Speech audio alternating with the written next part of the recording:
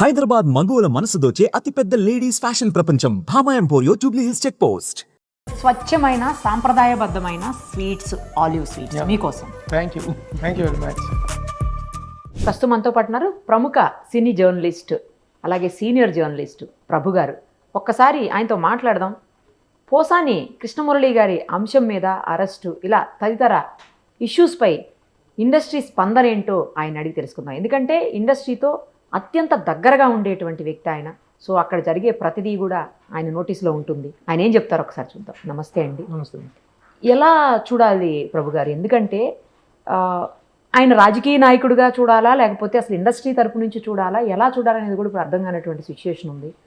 ఆయన మాట్లాడినటువంటి పదజాలం ఏదైతే ఉందో ఆ పదజాలం వల్లనే ఈరోజు ఈ సిచ్యుయేషన్ వచ్చిందని చెప్పేసి అందరూ కూడా మాట్లాడుతూ ఉన్నారు.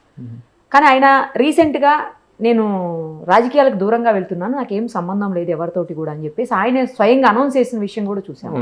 ఆ తర్వాత ఇలా జరగటం, దీన్ని అసలు ఇండస్ట్రీ ఎలా తీసుకుంటుంది? మీరేమి దీని మీద విశ్లేషణ ఇస్తారు?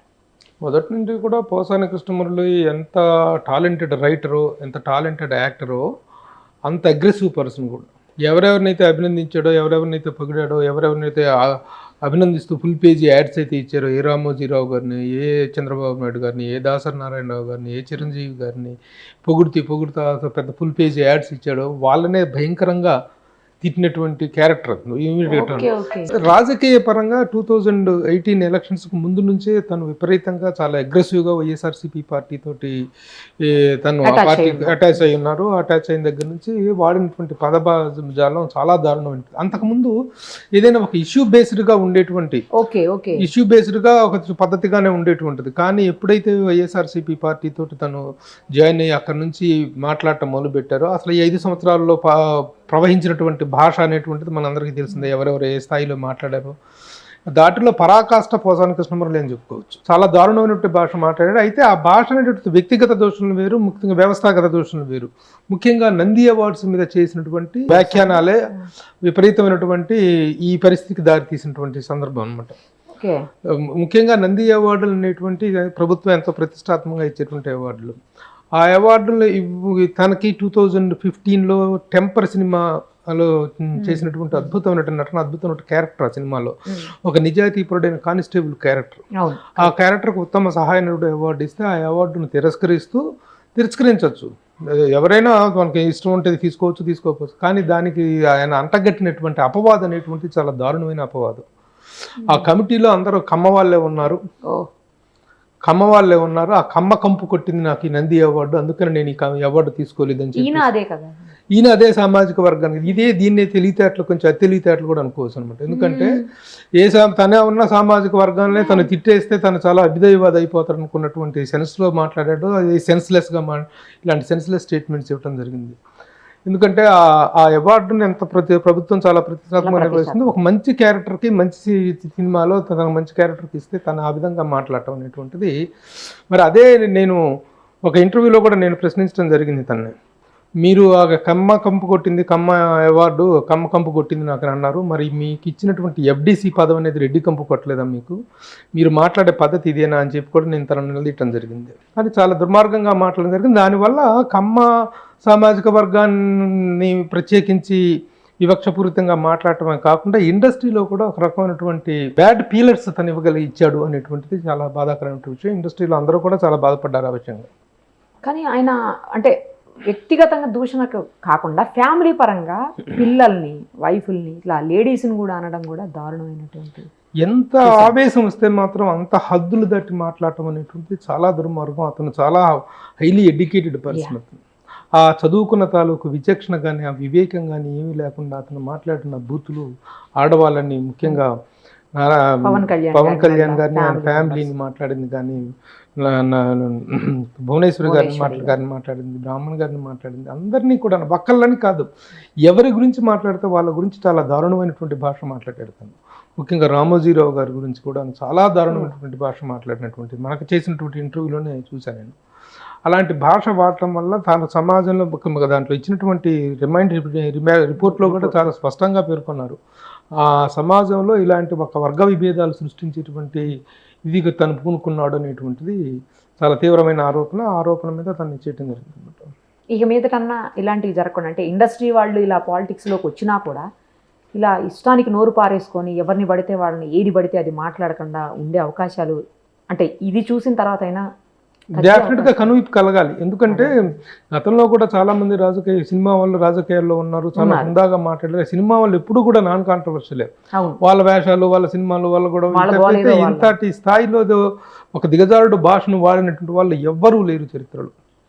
గతంలో కూడా ఎన్నెన్నో రాజకీయపరమైనటువంటి విభేదాలు ఉన్నప్పుడు మాట్లాడుకోవటంలో ఒక హుందాతనం, ఒక పద్ధతి, ఒక శైలి అనేది ఉంటుంది. కానీ ఇలాంటి ఒక దుర్మార్గమైన శైలిని ఎవరూ వాడలేదు. అతను ఒక స్థాయిలో మానసికంగా ఒక ఏమన్నా ఇది స్థిమితం తప్పిందేమో అన్నంత స్థాయిలో మాట్లాడు. ముఖ్యంగా పవన్ కళ్యాణ్ గారి ఫ్యామిలీ విషయంలో కానీ ఆ విషయంలో అతను మాట్లాడే మాటలు చాలా దారుణాతి దారుణమైనటువంటి ఇది వాడాడు తను. అంటే ఈ సభ్య సమాజము వ్యక్తులు వ్యక్తిగతంగా తీసుకున్నా, సమాజపరంగా తీసుకున్నా సరే వ్యక్తులని భయంకరంగా హర్ట్ చేయడం జరిగింది.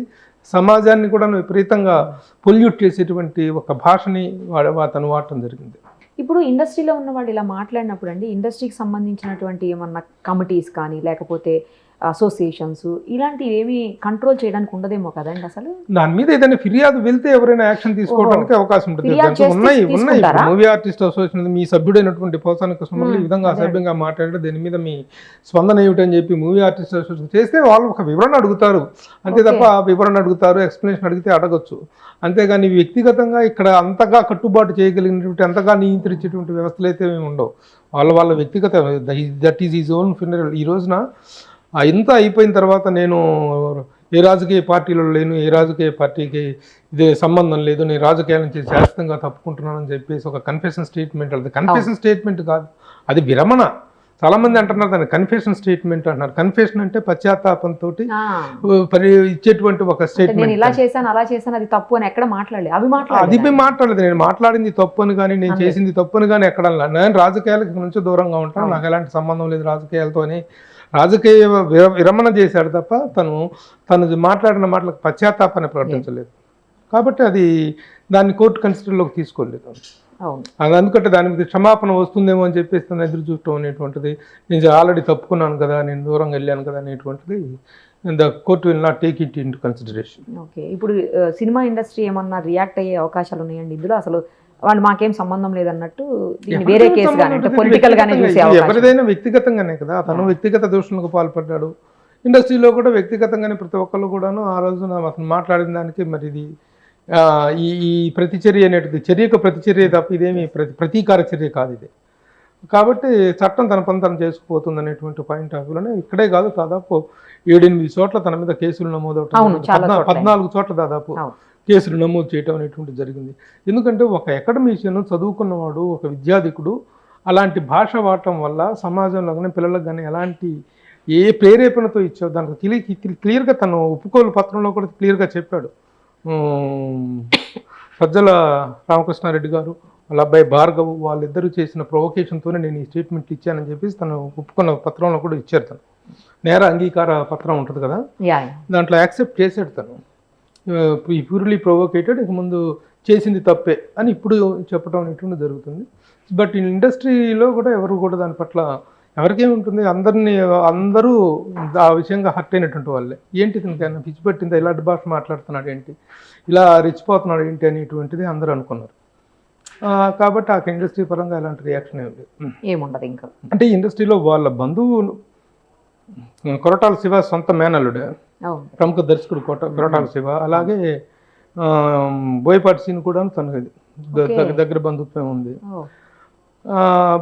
తన దగ్గర పనిచేశాడు కూడా బోయపాటి సీను, అసిస్టెంట్ రైటర్గా చేసేయడం. కానీ వాళ్ళు ఆల్రెడీ తెలుగుదేశం పార్టీలో, ముఖ్యంగా బోయపాటి సీను తెలుగుదేశం పార్టీలో చాలా కీలకమైనటువంటి పాత్ర పోషించాడు గతంలో కూడా. దానికి సంబంధించిన యాడ్ ఫిలిమ్స్ అన్ని తనే చేశాడు. అలాంటి వ్యక్తి తను ఎలా ఈ విషయంలో ఇంటర్ఫీర్ అవ్వగలుగుతాడు? ఇంటర్ఫీర్ అయినా సరే మేనమామ పట్ల వీళ్ళ పట్ల ఉన్నటువంటి దీంతో కొంత ప్రయత్నాలు చేసినా సరే ఈ నేర తీవ్రత అనేటువంటిది చాలా ఇదిగా ఉండటంతో వాళ్ళు కూడా నిస్సహాయ స్థితిలోనే ఉన్నారు అనేటువంటిది తెలుస్తున్న సమాచారం. సో ఇది as per court of law ఎలా ఉంటే ఎలా అంటే అలా జరుగుతుంది. ఇంకా శిక్ష అనేటువంటిది ఏంటి, ఏ స్థాయిలో ఉంటుంది ఏంటి అనేటువంటిది ప్రస్తుతానికి రిమాండ్ 14 రోజులు రిమాండ్ అనేటువంటిది ఉంది. తర్వాత to what extent it will go, ఈ కేసుల తాలూకు తీవ్రత ఏంటి, ప్రాసిక్యూషన్ కానీ అటు వీళ్ళు కానీ ఎలాంటి వాదనలు వినిపిస్తారు అనేటువంటి దాని మీద ఆయన భవిష్యత్తు ఆధారపడి ఉంటుంది. అసలు ఎవరు ఏ పార్టీలో ఉన్నా ఏ ప్రభుత్వంలో ఉన్నా కూడా ఇలాంటి దారుణమైన అన్పార్లమెంటరీ వర్డ్స్ అయితే మాత్రం అత్యంత వాడటం శోచనీయం. అనేటువంటి చాలా దారుణం. ఈ 5 సంవత్సరాల్లో జరిగింది అదేనమ్మా. కేవలం పార్టీలో వ్యక్తిగతమైనటువంటి అభిప్రాయ భేదాలు ఎవరికైనా ఉంటాయి, రాజకీయపరమైనటువంటి సిద్ధాంతపరమైనటువంటి భేదాలు ఎవరికైనా ఉంటూ ఉంటాయి, కానీ దాన్ని వాడుకునేటువంటి భాష మనం ఏమి ఇస్తున్నాం, మన సమాజానికి మన పిల్లలకు మనం ఏం నేర్పుతున్నాం. ఈ 5 సంవత్సరాల్లో చూసినంత అసభ్యకరమైన అక్లభ్యకరమైనటువంటి భాషను మనం ఎప్పుడూ చూడలేదు, ఎప్పుడూ వినలేదు. దాన్ని అడ్డుకట్ట వేయాల్సినటువంటి అవసరం అయితే ఉంది. ఇది కేవలం పోసాని కృష్ణమురళి మీద చర్య కాదు, ఇంకా చాలా మంది కూడా అలాంటి భాష వాడారు. ఆ భాష అనేటువంటి దాన్ని ముఖ్యంగా తెలుగు భాషని మనం సంస్కరించుకోవాలి, తెలుగు భాష కోసం ఇది చేసుకుంటే తెలుగు భాషలో ఇంత దరిద్రపు పదప్రయోగాలు కూడా ఉంటాయా, ఇంత దారుణమైన పదప్రయోగాలు కూడా ఉంటాయా, ఇంత దారుణమైన ఎక్స్ప్రెషన్స్ ఉంటాయా అనేటువంటి ఒక వైక్లభ్య స్థితిని కల్పించారు. దీనికి దీన్ని ఒక శ్రీకారంగా అనుకోవాలి. ఈ అరెస్ట్ని కానీ ఇతనికి వేసినటువంటి ఇతను ఎదుర్కొన్నటువంటి పరిస్థితిని మనం ఒక దీనిగా తీసుకోవాల్సి ఉంటుంది, ఎగ్జాంపుల్గా తీసుకోవాల్సి ఉంటుంది. ఖచ్చితంగా అండి. ఇలాంటి ఎవరు చేసినా సరే వాళ్ళందరి మీద కూడా చర్యలు తీసుకోవాలి. ఉన్నారు ఇంకా కొంతమంది, మరి ఎప్పటికి అవుతుందో తెలియదు కానీ చూడాలి. ఇప్పుడు వాళ్ళు మాట్లాడారు కదా అని వీళ్ళు మాట్లాడిన వాదు కదా, వాళ్ళు మాట్లాడేటువంటి పరిస్థితి కాకుండా ఇక నుంచైనా దీనికి ఒక అడ్డుకట్టపడాలి, ఇలాంటి ఒక భాషా ప్రయోగానికి పద ప్రయోగానికి అడ్డుకట్టపడాలి అనేటువంటిది మాత్రం ప్రతి ఒక్కళ్ళ సమాధానం ప్రతి ఒక్కళ్ళు కోరుకుంటున్నారు. నేను అదే అంటున్నానండి, పార్టీలకు అతీతంగా ప్రభుత్వాలకి అతీతంగా ఇలా ఎవరి గురించి మాట్లాడినా, ఎక్కడ మాట్లాడినా, ఎప్పుడు మాట్లాడినా తప్పే. న్యాయపరంగా వాళ్ళు శిక్షణ అనుభవించి తీరాల్సిందే. అంతే. Okay, thank you so much.